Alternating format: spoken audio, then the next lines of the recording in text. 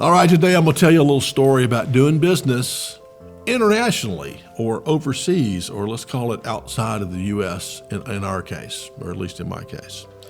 A few years ago, my old company purchased a competitor that was based over in Asia. We wanted to have, a company or an office over there where we could service our clients in Asia, obviously. So we purchased a company there, and it was based in Singapore, and it was owned by a Chinese gentleman who was in his early 80s.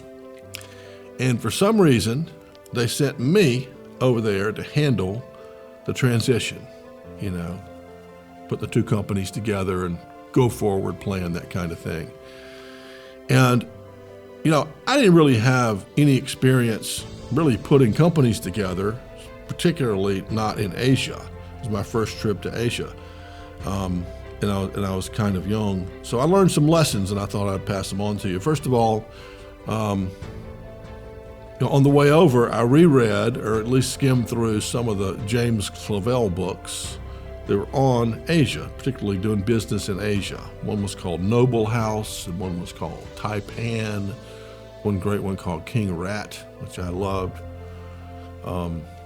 Just kind of reread them about how they did business over there with the Asians. And so when I got there, I was kind of, whether it was on purpose or not, I was kind of mimicking what I had read. I was trying to be this very, gracious, thoughtful person in how I, conducted myself with these folks. So anyway, we're in the conference room right when I got there the first day, and I had my person with me, and this gentleman, this 80-something-year-old gentleman who's selling us the company, had his person with him. And he said, well, Mr. Sterling, you bought the company. What would you like to do with it? Would you give us your plan? And me being the person who just read all about it in a book, I was like, well, sir, I want to hear what you think about it. You know this market far better than we do. We like to interview your top people and learn, and maybe some customers, and just really defer to you to get your ideas before we make a final decision on how we're going to do this. So I was going and on, drinking tea and all that stuff. And finally he said, Mr. Sterling, do you mind if I'm blunt with you? And I'm like, well, no, go right ahead.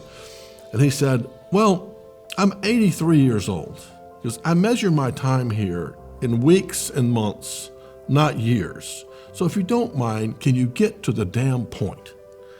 And I was like, well, sure. And he goes, we expect when you come over here, we don't want you to try to be like us. We want you to be like John Wayne and get to the point.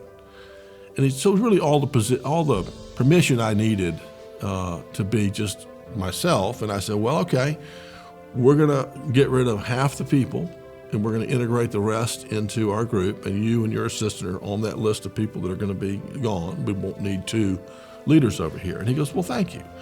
So the meeting ended up working out fine. It was a good acquisition for us. And I guess my message to you is, I think when we take on our first international assignments, and this could go the other way, if a Asian person was doing business here, or a French person in Argentina, whatever it is not to think you've got to be them. There's no way you can collect all of their culture and their language and everything, all their habits in any short period of time.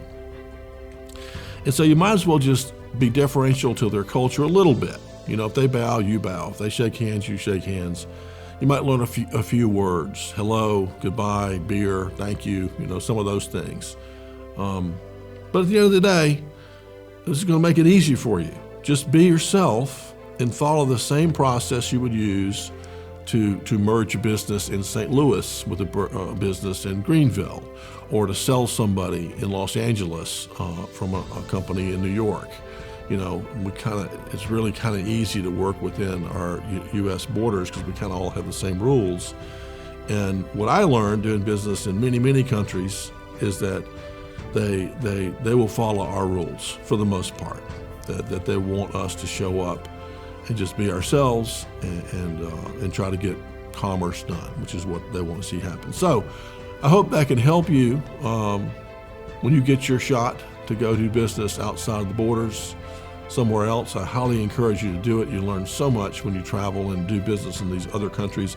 Also makes it easier when you come back to have the same language and the same set of laws and all that stuff. It makes it easier to do business in the U.S. But I hope it makes it easier for you. And if you need any more help or coaching, we've got videos, and certainly we can help you at noobschool.org. So have a good trip.